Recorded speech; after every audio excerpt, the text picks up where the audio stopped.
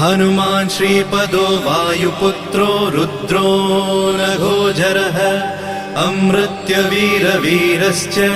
ग्रामवासो जनाश्रयः धनदो निर्गुणः शूरो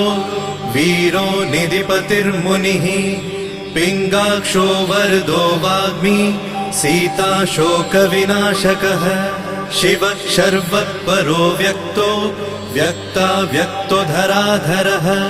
पिङ्गकेशः पिङ्गरोमा श्रुतिगम्यः सनातनः अनादिर्भगवान् देवो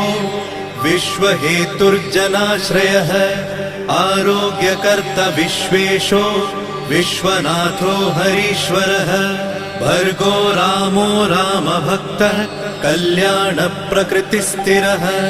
विश्वम्भरो विश्वमूर्तिर्विश्वरूपो